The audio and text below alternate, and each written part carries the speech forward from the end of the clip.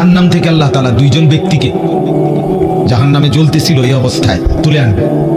তুলে আনে একটু দূরত্বে আনবার পর ফেরেশতারা তাকে আল্লাহ তাআলা পুনরায় আবার দুইজনকেই বলবেন, যাও আবার গিয়ে জাহান্নামে ঝাঁপিয়ে পড়ো।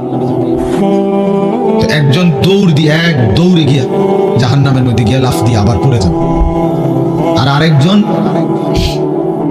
রওনা দিবে হাঁটতে হাঁটতে, কিন্তু একটু পর পর পিছন ফিরে তাকাবে, আবার একটু যাবে, আবার তাকাবে, আর একটু যাবে।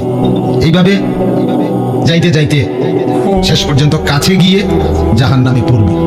আল্লাহ তাআলা দুইজনকে আবার তুলবেন, তুলে জিজ্ঞেস করবেন, তুমি বলার সাথে সাথে দৌড় দিয়া ঝাঁপ দিলা কেন? বলছে, আল্লাহ আমি তো জাহান্নামের আগুনে জ্বলতেছিলাম এই কারণে যে আমি কখনোই আপনার কোনো হুকুম শুনি নাই, এই কারণেই তো জাহান্নাম। আপনি যখন তুলছেন তখন এখানে দাঁড় করাইয়া এখন তো একটা হুকুম করছেন যে আবার গিয়া জাহান্নামে ঝাঁপ দে, এটাও তো একটা হুকুম। আপনার চিন্তা করছি এই হুকুমটা মানি না ঠিক মতো, এই জন্য এই হুকুমটা মানতে আর দেরি করি নাই।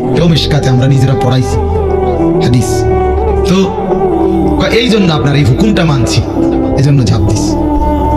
আল্লাহ তাআলা দ্বিতীয় জনকে বললেন, তুমি এরকম কাব্বাই লেখা, অর্থাৎ তুমি একটু পর পিছে চাও আবার আগাও, কি চাইলা, এরকম দেরি করলাম। তো সে বলল, রব্বুল আলামিন, আমি তো জাহান্নামে আমার নাফরমানির কারণে জ্বলতেই ছিলাম, তো আমি তো জানি আমার জাহান্নামই আমার ঠিকানা।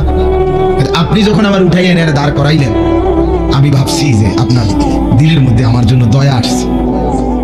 এখন যখন আবার আগুনে ঝাঁপ দিতে বললেন, তা আমি বারবার ফিরে ফিরে চাচ্ছিলাম দয়াটা আবার আসে কিনা। আল্লাহ তাআলা নবীজি বলেন, উভয়কেই আল্লাহ তাআলা মাফ করে দেন। একজনকে হুকুম তাৎক্ষণিক পালন করার কারণ, আরেকজন আল্লাহ তাআলার দয়ার আশা করার কারণ। এজন্য বাপ ফিকির করে, আল্লাহ তাআলা বাহানা খুঁজে। আল্লাহ তাআলা চায় বান্দাকে জাহান্নাম না দিতে। ইয়া ইবনা আদম, লাউ বালাগাত যুনুবুকা আনানা আস-সামা সুম্মা ইস্তাগফারতানি গফারতু লাক ওয়ালা উবালি। হাদিসে কুদসি আল্লাহ বলেন, বান্দা বনি আদম, তোমার গুনাহ যদি আসমান ছুঁয়ে যায়, আনানা আস-সামা আসমানের কাছাকাছি চলে যায়, সুম্মা ইস্তাগফারতানি অতঃপর যদি তুমি আমার কাছে তওবা করো সেই আসমান ছোঁয়া গুনাহ নিয়ে, আমি আল্লাহ তাআলা বললাম কোনো পরোয়া না করে গফারতু লাক, আমি মাফ করে দেব।